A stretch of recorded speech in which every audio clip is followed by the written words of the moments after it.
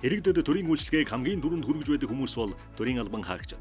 Тэд ардаа Монголын бараг 500 мянга гаруй хүний амьдралыг давхар өөрч хариуцлага хүлээж байдаг.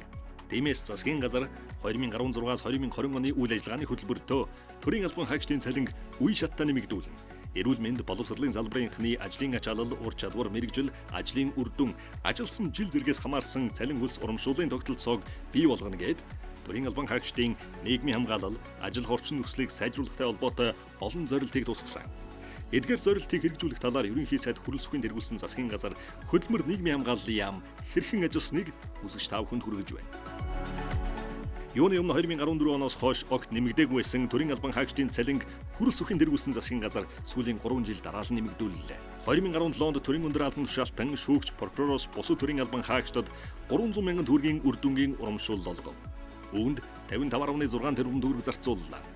Засгийн газрын шийдвэрээр багш эмч нарын үндсэн цалинтай тэнцүү буюу бага үндсэн цалинтай 173.1 мянган төрийн албан хаагчийн албан тушаалын цалингийн сүлжээ доод жишгийг 2018 оны 9-р сарын 1-ээс 8%, соёл урлагийн салбарын ажилтнуудын цалинг 14-өөс 32%, цэцэрлэгийн болон бага ангийн багш нарын цалинг 12.3%, сувилагчийн цалинг 20-оос 30% тус нэмэгдүүллээ. Би бол эрчим тэмцээн тасагт ажиллаад бол 10-20 жил болж байна. Цалин бол ерөнхийдөө их бага байсан. Бид нар бол түү эм 2-оос бол 4 рүү шилжиж миний цалин бол 799 мянга хүрсэн. Энэ бол амьдрал маш их нэмэр болж байгаа. 2019 онд төрийн албан хаагчдын цалин нэмэгдүүлэхэд улсын төсвөөс нийтдээ 205.5 тэрбум төгрөг зарцууллаа. Засгийн газрын шийдвэрээр 173.1 мянган төрийн албан хаагчдын албан тушаалын цалингийн сүлжээ хэмжээг 1-р сарын 1-ний өдрөөс мөн 8%. 2018 оны 9-р сард цалин хөлс нэмэгдээгүй 17.2 мянган төрийн албан хаагчийн үндсэн цалинг нөхөн нэмэгдүүлж нийтдээ 16.6%. Эрүүл мэнд, боловсролын салбарын төрийн үйлчлэгээний албан тушаалын зэрэглэлийг шинжилэн тогтоосноор эмч багш нарын цалингийн зэрэглэлийг ахиулан цалин хөлсийг дунджаар 20% нэмэгдүүллээ. Чин сэтгэлээс ажлыг гэсэн хүсэлтэй байдаг учраас энэ хүмүүс бол бас ажиллаж байгаа.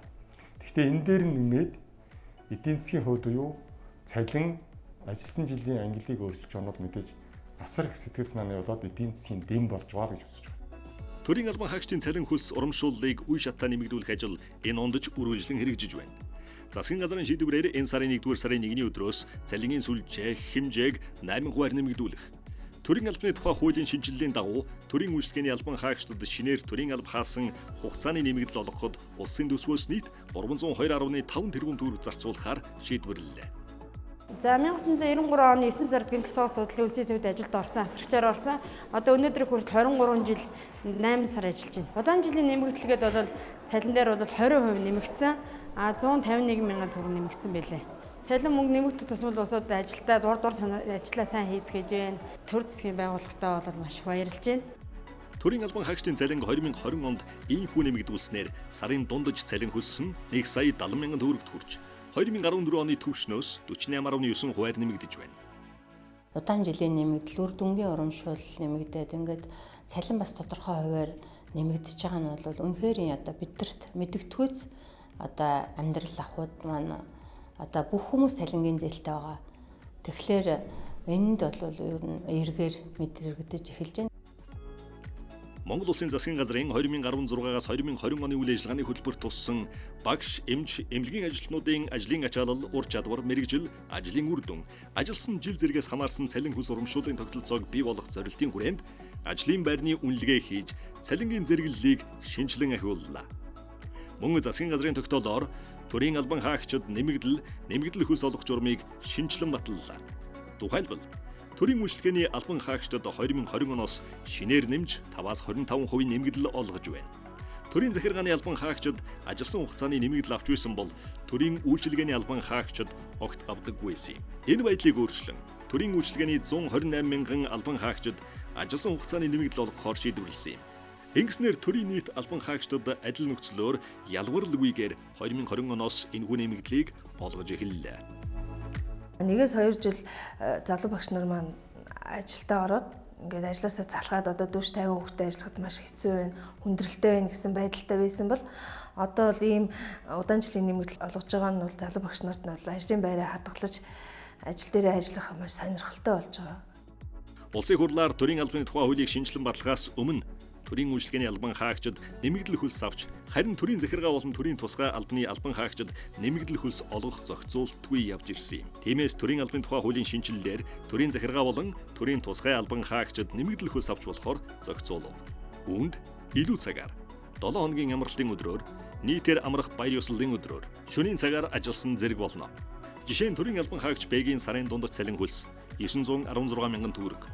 Б сард 10 цаг илүү ажилласан гэж үзье. Б-гийн илүү цагийн хөлсийг 1.5 дахин нэмэгдүүлэн тооцож 1 цагийн дундаж цалин хөлс нь 8178 төгрөг буюу илүү ажилласан 10 цагт нь 81780 төгрөг олгохоор тооцсон.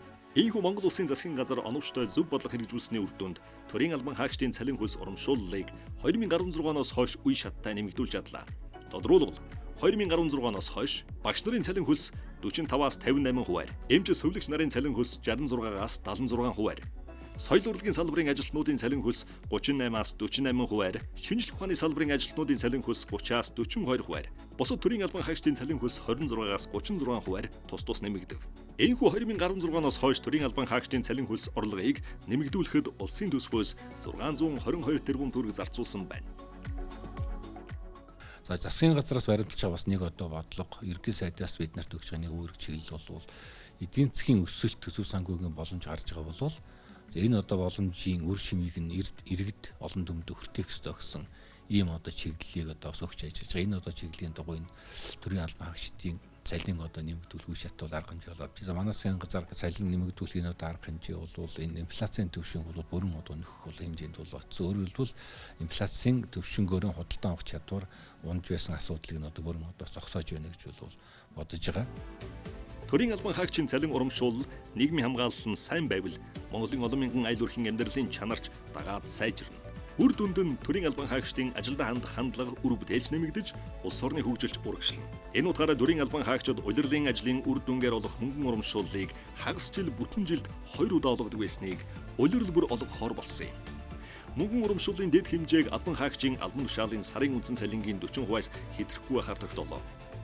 Ингэснээр зөвхөн төрийн үйлчлэгээний албан хаагчдад олгодог байсан ажлын үр дүнгийн улирлын мөнгөн урамшуулалд төрийн захиргааны болон төрийн тусгай албан хаагчид нэмж хамрагдах боломжтой болж байна. Мөн өмнө нь төрийн үйлчлэгээний албан хаагчид 36 хүртэл сарын буцалтгүй тусламжийг авч чадлагүй төрийн дэмжлэгийн гадна үлддэг байсныг өөрчилж өндөр насны тэтгэврт гарахад нь 1 удаагийн 36 хүртэл сарын буцалтгүй тусламж олгох журам баталлаа. Засгийн газар нийгэм эдийн засгийн нөхцөл байдалтай уялдуулан төрийн албан хаагчид төрийн албаны тухай хууль заасан албан томилолт, эмчилгээ, замын зардал, эрүүл мэндэд учирсан хохирлыг нөхөн төлөх гэх мэт нөхөн төлбөр олох журмыг баталж санхүүжилтийг нь бодиттой нэмэгдүүллээ. Үүнээс гадна хөдөлмөрийн хөлсний доод хэмжээг шинжилэн тогтоож нэмэгдүүлснээр бага цалинтай хэсгийн орлого 2020 онд 31.2%-аар нэмэгдэж байна.